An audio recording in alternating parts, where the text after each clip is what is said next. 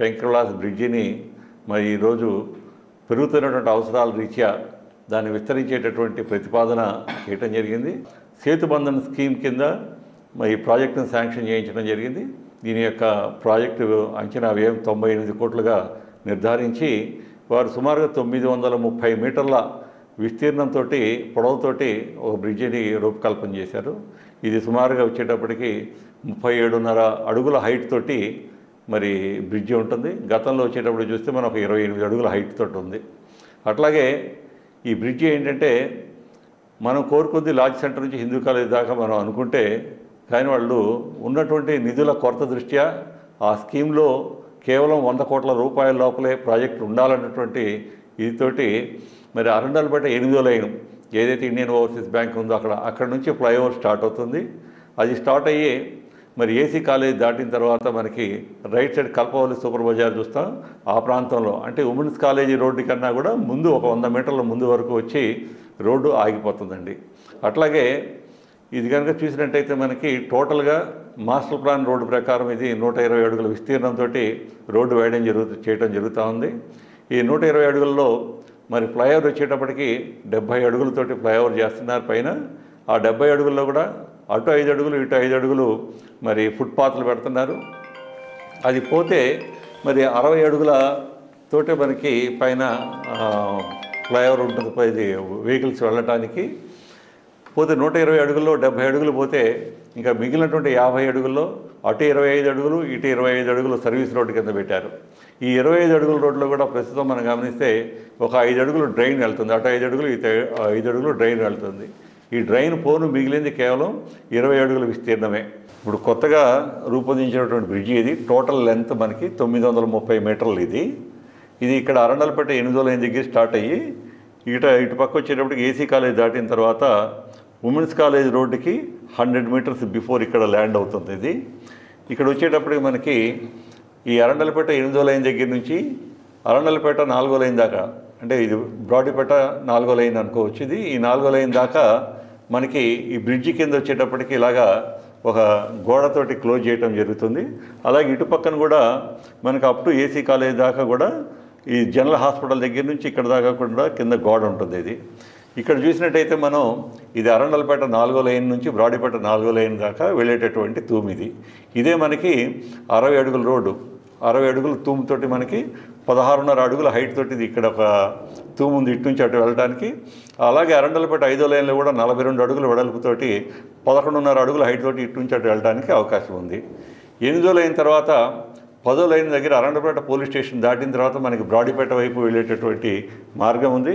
కానీ బ్రిడ్జి 8వ లైన్లో దిగటం వలన 10వ లైన్లో అటు వెళ్ళడానికి కూడా అవకాశం లేదు. ఈ అరండల్పేట నుంచి బ్రాడీపేట వెళ్ళేటటువంటి వాళ్ళందరూ కూడా లాడ్జ్ సెంటర్ దగ్గరికి వచ్చి అటు నుంచి బ్రాడీపేటలోకి వెళ్ళాల్సినటువంటి అవసరం ఉంది.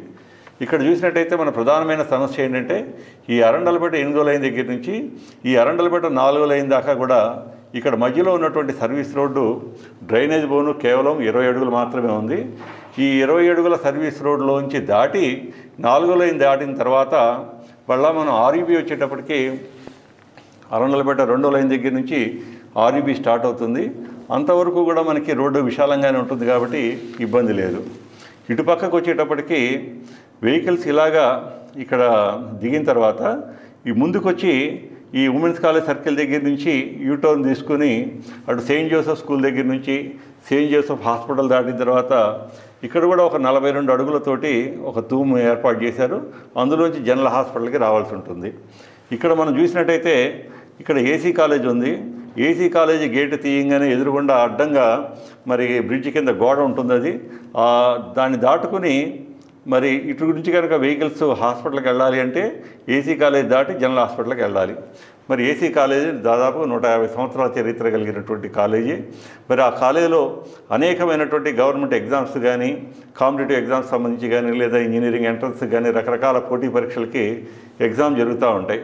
మరి ఒకేసారి ఎగ్జామ్ అయిపోయిన తర్వాత కొన్ని వేల మంది విద్యార్థులు బయటకు వచ్చిన తర్వాత ఆ 20 అడుగుల రోడ్డు దాటి జనరల్ హాస్పిటల్కి వెళ్ళాలి అంటే అంత కష్టమవుతుంది.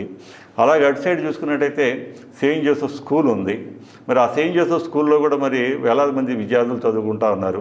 అటుపక్క కూడా 20 అడుగుల దారిలోంచి ఆ స్కూల్ని దాటి మరి సెయింట్ జోసెఫ్ హాస్పిటల్ ఎదురుగా ఉన్నటువంటి ఈ తూము ద్వారా జనరల్ హాస్పిటల్కి రావాలి.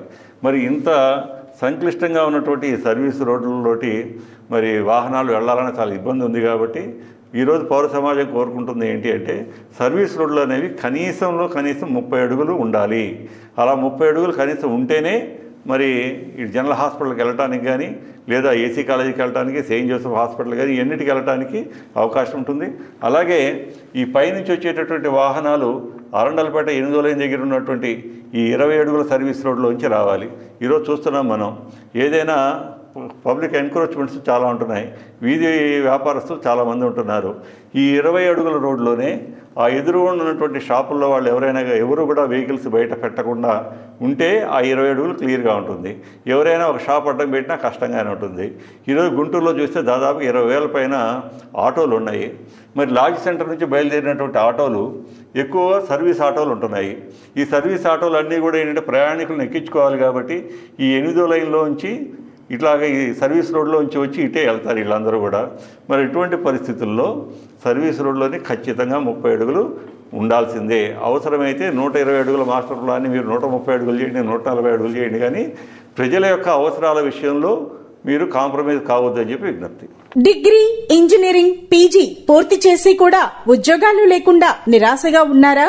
బ్యాంకు ఉద్యోగాలైతే బాగుంటాయి, కానీ పోటీ పరీక్షల శిక్షణా సంస్థల్లో ఫీజు మీకు భారంగా అనిపిస్తుందా? అయితే ఆలస్యం ఎందుకు?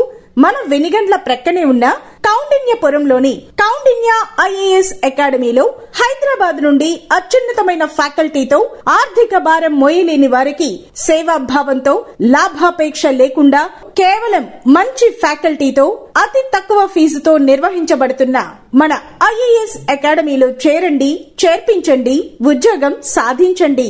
వివరాలకు doctor E V Narayana, retired principal, TGPS college, Guntur, founder and chairman cum managing trustee, Guntur, Andhra Pradesh. Cell number 9966112933.